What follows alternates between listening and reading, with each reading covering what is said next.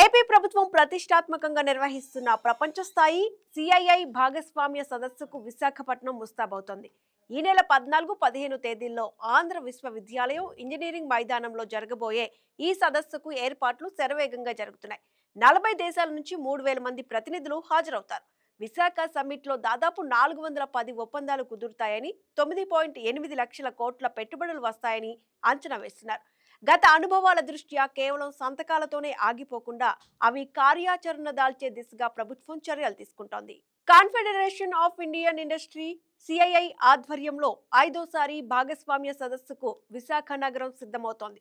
YCP ప్రభుత్వంలో కేవలం ఒకసారి సదస్సు నిర్వహించగా క్షేత్రస్థాయిలో గ్రౌండింగ్ చేసి ఉత్పత్తి ప్రారంభించిన పరిశ్రమలు 6-8% కూడా లేవు. ప్రస్తుత కూటమి ప్రభుత్వం గతంలోలా కాకుండా ప్రతి ఒప్పందం క్షేత్రస్థాయిలో కార్యాచరణకు వచ్చేలా, ఉద్యోగ ఉపాధి అవకాశాలు పెరిగేలా ప్రణాళికాబద్ధంగా అడుగులు వేస్తోంది. Technology trust and trade navigating the new geo economic order అనే థీమ్తో ఈ నెల 14-15 తేదీల్లో సదస్సు నిర్వహిస్తోంది. గతంలో జరిగిన సదస్సులకు తాజాగా కూటమి ప్రభుత్వం నిర్వహిస్తున్న సదస్సుకు ఓ వ్యత్యాసం ఉంది. సదస్సు కంటే ముందే పారిశ్రామికవేత్తలు రాష్ట్రంలో పెట్టుబడి పెట్టడానికి ఏం కావాలో అన్నిటినీ సమకూర్చేలా కసరత్తు జరిగింది. పరిశ్రమలకు అవసరమైన విద్యుత్, నీటి సౌకర్యాలు పుష్కలంగా ఉన్నాయి.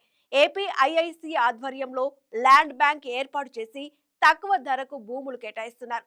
ఆర్సెల్ఆర్ Mittal, NTPC, Google, Sify, TCS, కొన్ని ఐటీ కంపెనీలకు భూ కేటాయింపులు వేగంగా పూర్తి చేశారు. ప్రోత్సాహకాలు, రాయితీలు ప్రకటించడంతో పాటు జీఎస్టీ పైన ప్రభుత్వ వాటాను రాయితీగా ఇస్తున్నారు. కొత్త రహదారులు, పోర్టులు, ఎయిర్పోర్టులకు పచ్చజెండా ఊపారు. అంతేకాదు సిఐఐ భాగస్వామ్య సదస్సుకు గతంలో కంటే భిన్నంగా సీఎం చంద్రబాబు ప్లాన్ చేస్తున్నారు. సాధారణంగా దేశ విదేశాలకు ప్రతినిధులకు ఇన్విటేషన్ లెటర్స్ పంపించి ఆహ్వానిస్తారు. కానీ ఈసారి మాత్రం దేశ విదేశాలకు స్వయంగా వెళ్లి అక్కడి పారిశ్రామికవేత్తలను, మంత్రులను స్వయంగా ఆహ్వానిస్తున్నారు. సీఎం చంద్రబాబు స్వయంగా లండన్, దుబాయ్, సింగపూర్ వెళ్లారు. మంత్రి లోకేష్ కూడా అమెరికా, ఆస్ట్రేలియా, సింగపూర్లో పర్యటించి అక్కడి పారిశ్రామికవేత్తలను ఆహ్వానించారు. పెట్టుబడులను ఏపీకి తెచ్చే విషయంలో మంత్రులు కూడా కీలక పాత్ర పోషిస్తున్నారు. మంత్రి నారాయణ, కందుల దుర్గేష్ బృందాలు కూడా పలు దేశాల్లో పర్యటించి పెట్టుబడుల వేట కొనసాగిస్తున్నాయి. సీఎం సహా మంత్రులు పలు దేశాల్లో పర్యటించి జాతీయ, అంతర్జాతీయ పారిశ్రామిక దిగ్గజాలకు, కీలక నేతలకు వ్యక్తిగతంగా పిలిచి సదస్సు విజయానికి మార్గం సుగమం చేస్తున్నారు. ఆంధ్రప్రదేశ్ పెట్టుబడుల ఆకలి మీద ఉందని ఇటీవల ఓ విదేశీ పర్యటనలో లోకేష్ అన్నారు. ఇప్పుడు చంద్రబాబు ప్రభుత్వం విదేశాల్లో చేస్తున్న ప్రయత్నాలు చూస్తుంటే ఏపీకి పెట్టుబడుల ఆకలి ఎంత ఉందో అర్థమవుతోంది. సిఐఐ సదస్సులో భాగంగా 48 కీలక సెషన్లతో పాటు Andhra Pradesh pavilion, hackathon, business to business, business to government సమావేశాలు జరుగుతాయి. వివిధ రంగాల్లో 7.48 లక్షల మందికి ఉపాధి కల్పించేలా 9.76 లక్షల కోట్ల పెట్టుబడులకు సంబంధించి ప్రభుత్వం 410 ఒప్పందాలు కుదుర్చుకోబోతోంది. 2 రోజుల పాటు జరిగే సదస్సుకు కేంద్ర ఆర్థిక మంత్రి నిర్మలా సీతారామన్ సహా 6 కేంద్ర మంత్రులు హాజరవుతారు. భాగస్వామ్య సదస్సుకు 45 దేశాల నుంచి 300 మంది ప్రతినిధులు హాజరవుతారని సమాచారం.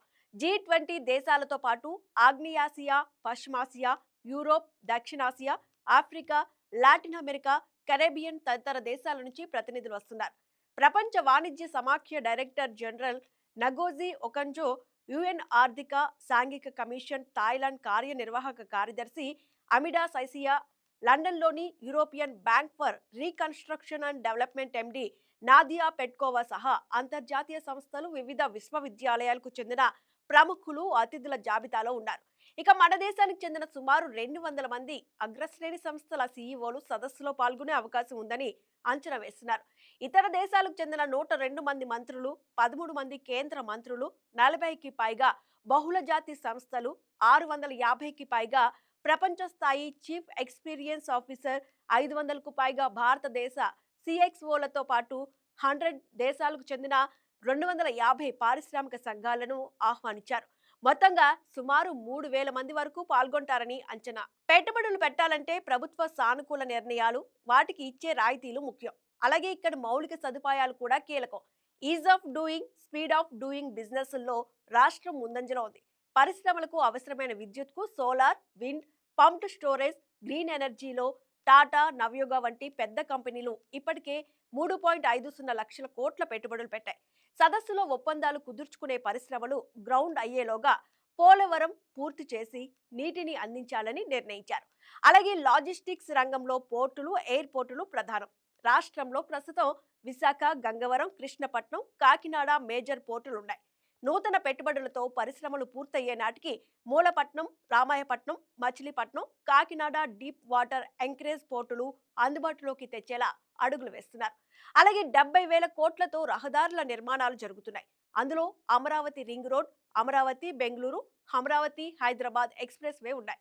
ఓర్వకల్లు, కొప్పర్తి ఇండస్ట్రియల్ నోడ్లకు ప్రధాని మోదీ ఇటీవల 5,000 కోట్లు ప్రకటించారు. అంటే సదస్సు కంటే ముందే పరిశ్రమలకు ఏం కావాలో ప్రభుత్వం సమకూర్చుతోంది. తక్కువ ధరలకు భూములిచ్చి ఆహ్వానిస్తోంది. అంతేకాదు, సిఐఐ సదస్సు అయ్యాక ప్రోత్సాహకాలు, రాయితీలు తెలుసుకుని మరిన్ని పెట్టుబడులొస్తాయని అంచనా వేస్తున్నారు. మొత్తంగా ఈసారి విశాఖలో జరిగే సదస్సు దావోస్కి ఏమాత్రం తీసిపోని విధంగా ఉండాలని, పెద్ద ఎత్తున ఏపీకి పెట్టుబడులు తీసుకురావాలని చూస్తున్నారు. అందుకే ఇప్పుడు అందరి దృష్టి విశాఖ సమ్మిట్ మీదనే ఉంది.